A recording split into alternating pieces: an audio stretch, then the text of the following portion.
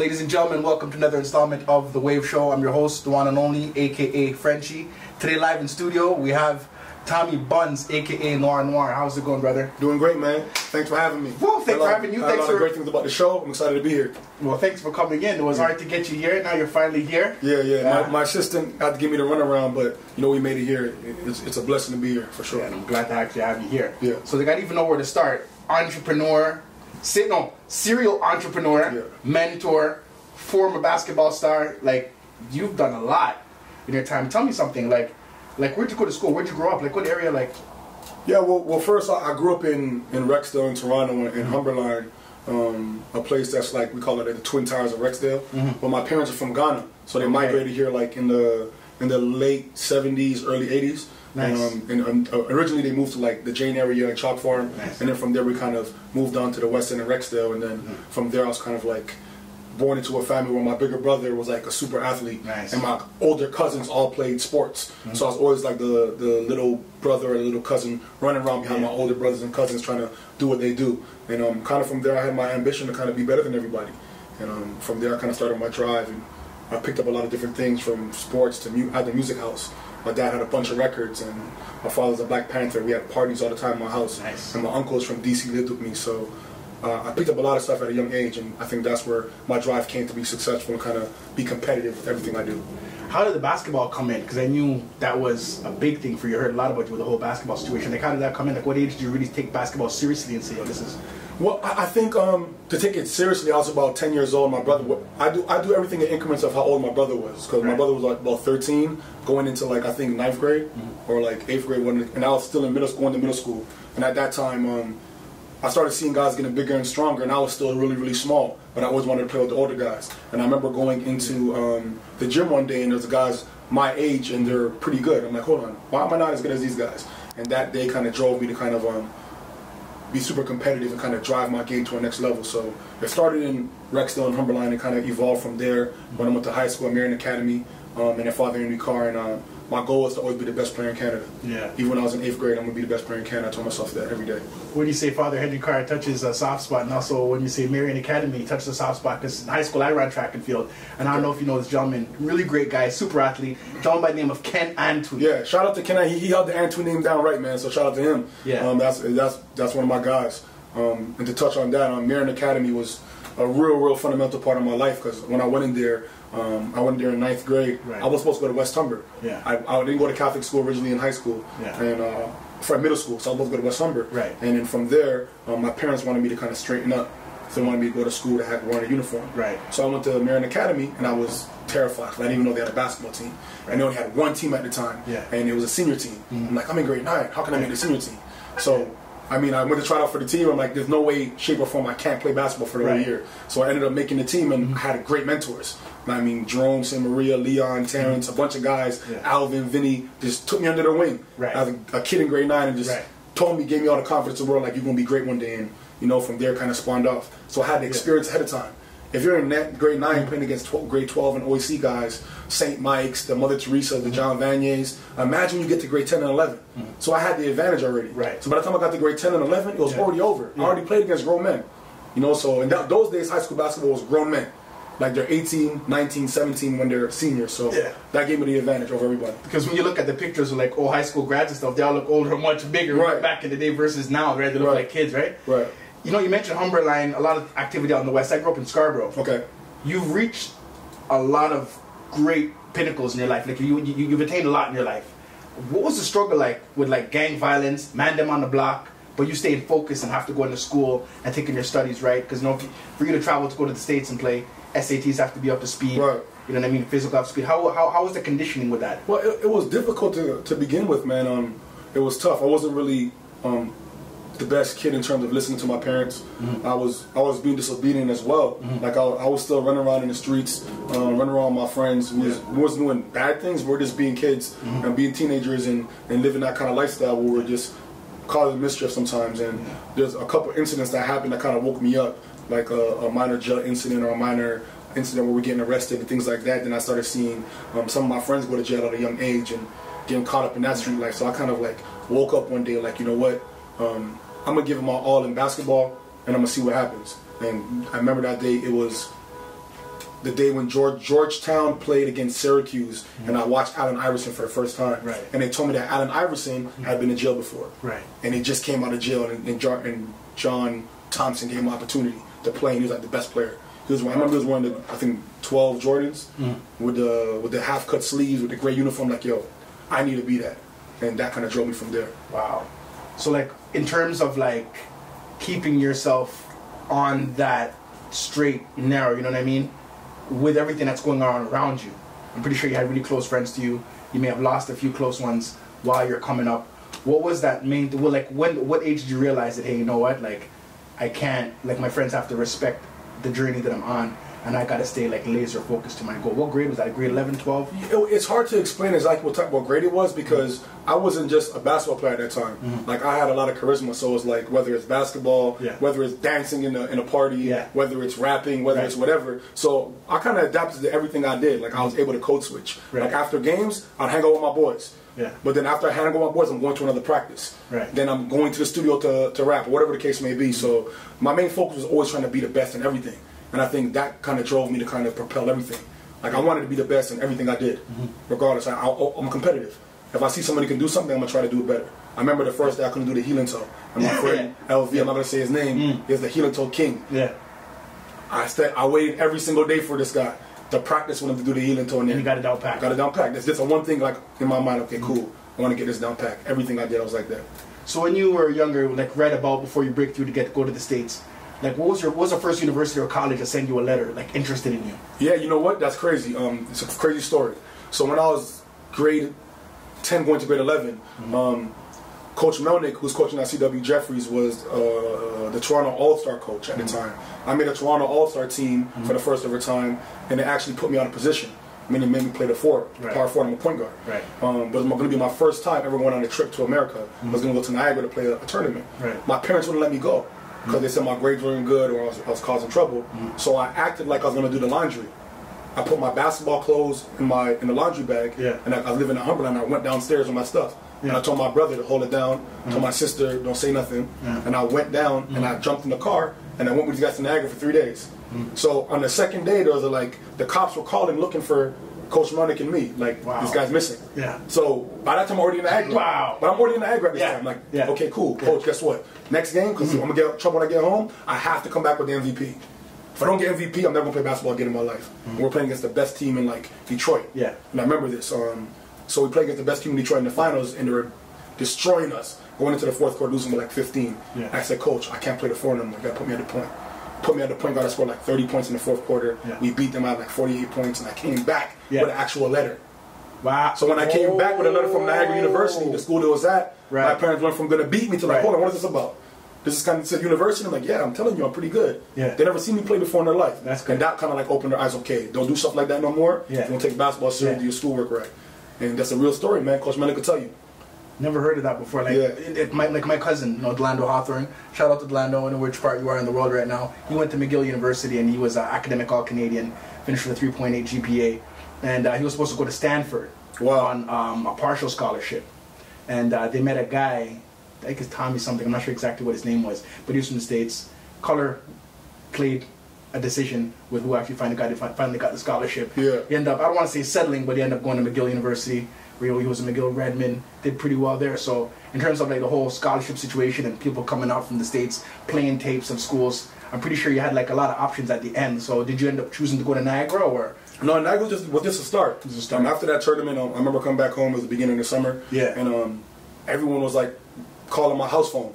Like, coaches, different people. And I remember going to my first other big camp called NBA camp. It was in Virginia. And I remember seeing like all the best players from LeBron. We're all the same age. LeBron, Chris. So you saw LeBron those times? We're all the same age. We're all the same class. So LeBron was in grade 10, 11. Luol Deng, Carmelo Anthony, Chris Paul. And I remember like it was just me and another guy from Toronto, Shane Morrison. And we just went there and did our thing like nothing ever happened. And from that day forward, I had every school I wanted to go, like except North Carolina and Duke, recruiting me. And it was like surreal. Like I was used to watch Georgetown, and now I had letters from Georgetown. I can talk to John Thompson. I have a visit scheduled while I'm going to grade 12. So this was like happening for real in real time. How did it feel? Like walk me through the emotions, like all your friends being here, going through what they're going through, growing pains, and you decide to say, you know what, I'm gonna take my talents down south. I'm gonna go to the States and get my education. Like, what was that feeling when you had to detach from everybody? Well, the hardest part was trying not to have survivor's remorse. Like being a person that's trying to get out to kind of help everyone else. Right. But at the same time, at that time, it wasn't cool to be Canadian. It wasn't a thing to be from Toronto. Drake wasn't out yet. There was no #1 players. There's no Wiggins, no Bennett. None of that happened before. Right. So it's kind of like me and Denham Brown kind of leading the new wave of players. Kind of like we're not soft. We don't just play hockey. We actually have culture out here. So we had a lot of doors to break down and barriers to break down at the same time. So I knew I had a heavy weight on my shoulders. So I knew I had to go there aggressive. Like, I didn't go there with a mentality like, this guy's from Canada. I went in like, I'm from Humberland. I can imagine like the level of responsibility. Yeah, definitely. Especially just coming from the African community too. Like, when I come home, all of a sudden I got to go to church with my mom. I don't go to church with my mom. I don't do that. But she wants me to go with her and hang out with her and our family as well. So it all kind of taught me at a young age, like, this stuff comes with responsibility. It comes with a package. If you're not ready to accept that package, don't even play basketball. Don't even do nothing at a high level. I definitely know how that feels because, like, my stepfather being from Cameroon, he was very strict as well too. Like, if I had to run track, if I had to go to track meet, back in the day, you had to have all your test papers signed in order to go to the track meet. Right. When I would bring test papers down and the grades were the best, it was like, where did the other 30 points go? I guess they grew hands and legs, climbed off of the paper. I'm not signing this. And this is okay. I want to run. He goes, listen, I'm going to sign this document with my right hand. I'm not even right-handed. You know what I'm saying? I'm going to sign with the wrong hand, and don't let me put my family name on this paper again. If you're not going to come in. So I can definitely understand the struggle. The transition into the whole business aspect. How did that happen? Like, when you came back, was it the experience that you got overseas and? I would say it happened in college. I mean, in college, first junior college, I'm in JUCO. I went to junior college at Trinity Valley Junior College. And from Trinity in Dallas, kind of Athens, Dallas, Texas. And from there, I was like the Junior College Player of the Year. First team all JUCO. Then I transferred to Arizona State University. Kind of like when I was in Texas and Dallas and transitioned into Arizona State, I started seeing like how the older guys would hustle, but not like illegal.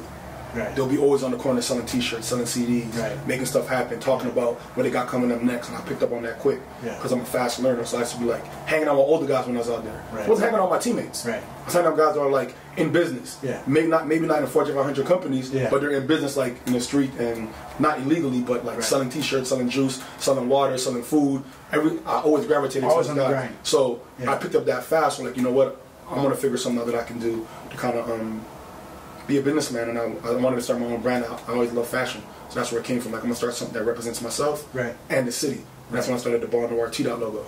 Okay. Because I could only imagine like the package that you were being put, like the package that was putting you together in the States, like the way how you packaged yourself when you came back to Toronto. I'm pretty sure, like, you know what? When I get back, I'm gonna have something for the man. I'm gonna show the man a different point of view or a different view of doing things. Like, another question that I have is like, with the young performers, rappers, entertainers, a lot of them must be rushing you and being like, yo, Bunz, you know, like mentor me. Like, what do you expect or what do you look for from an artist when they come towards you? Man, from being a former artist, the #1 thing I can tell an artist aspiring or a manager or a producer, whatever you do, please be hungry. Please want it more than I want it for you. Because if I want it more than you want it for you, I can't help you. Because if I can still go into the studio and do 16 bars, I'm not going to say faster, but more efficient than you, and want to master my craft more efficient than you, I can't help you. Like, you have to be hungry, you have to have your stuff together, you have to be willing to sacrifice. A lot of people want things at the end of the road. No, it's a process. Be able to embrace and fall in love with the process as we go. Because if you can't do that, I can't help you. Because everything I do is a process. And what do you think is the difference now between like musician rappers nowadays and versus back in the days in the 90s when you're doing it, you know, with no YouTube, no Instagram, no Facebook? Yeah, well, it's easy. Instant gratification. Instagram makes everything easy where people don't show the struggle. Like, people just see Meg Thee Stallion now. She's hot. They didn't see that she was grinding for 6-7 years in Houston, like rapping in strip clubs. They see Cardi B now.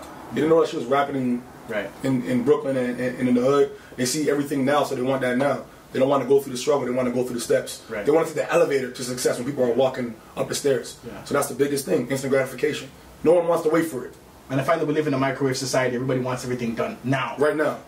And if you tell them it's going to be hard work, they don't want it. Like, cool, I'd rather find me a shortcut. So if a rapper comes to you and says, yo, I got like 80K followers on my Instagram, like, fuck with me. That's cool. How's your work ethic? You know, how was the people around you? How do you treat people? Like, you know, where do you want to go in life? Other than music.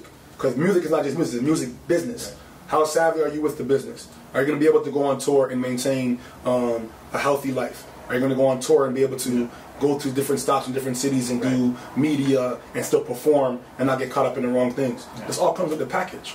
You know, so that's the biggest thing, is understanding what comes with the package and being willing to work for it. So with that being said, do you believe that artists have to travel to the States right now to bust, or they can bust from Toronto? Now, you can do it from your house. You can do it from your house. You got good music, you got good material, you got good stuff, they're going to like you, regardless wherever you're from. Like, you got good work. Then eventually you'll expand, whether it's to America, the UK, Europe, wherever it is, you're going to expand afterwards. When people start liking you, you can build a cult following. Like, people didn't even know how The Weeknd looked before they loved him. That's true. The House of Balloons the cover has balloons on it. Great, and you didn't even know who he was, but he fell in love with this guy's voice. Like, he sounds like Michael Jackson mixed with Prince. Like, who's this guy? Same thing. I always thought that Drake discovered what's his name again? The Weeknd. I'm not sure. I can't say. I think Drake found him afterwards. But prime example, when you heard The Weeknd, you thought it was a group. When you were at Party Next Door, you thought it was a group. You didn't know who it was. But people fell in love with their sound. You know, authentically. So it became like a cult following, and you know, as you can see, they're two of the biggest artists in the world now. Just two examples. So like with everything going on in Toronto right now, a lot of rappers are trying to, you know, trying to make it to that next level with all the gang violence that's going on and the politics. How does one stay on the straight and narrow? How does one stay grounded through all the effort that's going on in the city? Like, what would you say the best thing? A big thing too for a lot of young artists, I know you guys are rapping about things that you are around, but try to rap about things that you want to have versus rapping about things you want around, because you manifest what you speak about. So whether you're in the streets now, nobody wants to stay in the streets. So rap about how you're trying to get out of the streets, and that'll probably bring more blessings to you. Like, the biggest thing you want to do is keep the right energy around you, because stuff manifests faster than you think. Gang violence and the street stuff and the politics is not going to save nobody. It's only going to be 2 words: you dead or in jail, and that's just what it is. So like, if you were to share some information with young up-and-coming artists right now in Toronto that are telling themselves, are downing themselves and saying, you know what, I can't stay in Canada, I got to go to the States. What would be the sound advice that you'd be able to give them right now to say, hey, you know what, like, it can happen from here, but... I mean, the biggest thing I can tell you guys is utilize your resources. Like, don't be closed-minded to think you have to leave here to do anything. Like, master your craft, try to be the best at what you do, meaning when you have a song, you should be able to recite that song in the shower by yourself. Whenever you run in a treadmill, you should be able to recite that song. Like, master your craft. You should know your whole album in your head. You should have 100 and something bars of all your songs locked in. When I used to be running around here rapping, I had 300 bars in my head every day, full clip for anybody I was going to see to like rap battle against. Not, you know, it's funny you mentioned the whole rap battle thing, because rap battle culture back in the days is different from the rap battle culture now. I seen some footage of you, some rare footage I should say, of you actually battling people like during Caravana and stuff like that, and your whole fleet of people behind you. What was it like when it was like live on-site battles? Yo, that was the best times of our life, because like we were going in like 20 of us. We're all 16, 17 years old, and we'd go on the streets of Caravana or Hoop It Up, and guys would be just making beats, and we'd walk into them like, who's the best rapper here? That's when we walk in, we were arrogant. We'd be like, who you kids talking to? Like, who's the best rapper? And point them out. While they're rapping, they'd be like, then they pull me from the back. Here goes Bunz. Then we start battling back and forth, and went from aggression to like celebration. Like, oh, you guys are dope. You guys are you're nice. Like every single time, it never ever failed. So the battle rap scene was great back then, because there was never no violence. I thought there was more love back in the day, because now it's a little bit more violent. More violent, man. And I get it, because the media, social media, magnifies the violence that they're going around, like in the music industry. Not knowing that this is a music business. If you kill each other, you can't make money. You wasn't making money. Like, so all these people in the music industry, they're not trying to have their assets die. That's why they protect them. Rappers who are out right now who are independent don't even have that protection. So you guys are going into like the fire with no protection and just doing anything. You have to be mindful of what you're doing and what you're saying, because no one wants to die or go to anyone's funeral or go to jail. You know, and not getting where you want to get in life. Everyone's just trying to get out the struggle, and that's, you hear it in their music. You know, you hear the pain in it. So like, in terms of like, let's just say I want to become a rapper or a musician or, you know, a reggae artist or something, how much of a budget does your average guy need, like right nowadays, to like step up in the music business in terms of like buying beats and doing their own thing, like marketing and advertising wise? How much would one have in their budget? Depending on who you are, it's not necessarily money. You have to have relationships. You can have as much money as you want. Cool, you can buy whatever you want. If you don't have the right relationships, you're not going to go nowhere. You have to build relationship equity. You have to have producers in your back pocket that want to mess with you, because you always shout them out on your songs. You always come forward. You want to have people who are running in clubs that want to play your music because you show them love as well, as vice versa. It's all about relationship equity. You can have a 100K budget and use all of that 100K versus having a 10K budget and get everything in kind for free because you have relationships and people like you and you treat people the right way. Like, majority of people who get on is because they treat people the right way. Yeah. People want to see them win. Yeah. If I want to see you win, I'm going to go out of my way. Like, don't worry about the money. And that's facts. And it's going to reciprocate because when you become a #1 artist, guess what you're going to do? You're going to come to my club or you're going to rap on my beat for free because I gave it to you for free too. So all same cycle. What was the biggest lesson you've learned in the States in terms about, like, networking? Never be afraid to meet somebody. Don't have no pride about shaking someone's hand or going to introduce yourself to anybody, no matter who it is. Don't have no ego. Because you don't know who you're meeting, and don't take any relationship for granted. Because I know in Atlanta the culture's a little bit different. Like, you got stars all over the place. Yeah. So it's. And I've been in every city from Atlanta to Houston, LA. Like, it's not even about the stars; it's about the people behind the stars. Right. That's what you get to learn. Like, yeah, he's a star, but why is he a star? Yeah. He's just like anyone else in Zone 5, or he's like anyone in 9th Ward. Who's around him? Yeah. They have the right management. They have the right PR. They have the right teams behind them. Meet those people. Because they're going to be along. Right. They're going to be around longer than that rapper is. I guarantee you that. So how was it for you being a Canadian in the States, doing your thing from block to block, state to state? Yeah. What was, like, how did they accommodate you? And, like, you being Canadian, but you know what I mean? They know you're on something, but at the same time they kind of pick your brain to figure out where you're from. Like, what was it like? I think my energy had a lot to do with it. I think I went with everyone with open arms to show people love. Like, off top, that's how I am. Right. Like, and I feel like people took to me well. I was able to code switch, meaning I can hang out in, like, the hood, and I can still be in a corporate setting with a Fortune 500 company. So people kind of took well to me, and I had natural charisma, so it was easy. Yeah. And it was like family out there. Like, I can do whatever I want when I'm out there without trying to do too much. Can you meet a lot of people from Toronto out there? Yeah, I ran into a lot of people from Toronto out there, and they kind of change who they are when they get out there, if that makes sense. I was always just being me. That's why people take to that. Right. They know when you're trying to be something you're not. Wow. Yeah. I have people in the States that know more about Humberland than people in Toronto because I tell them about it. That's wild. That's a fact. That's wild. Yeah.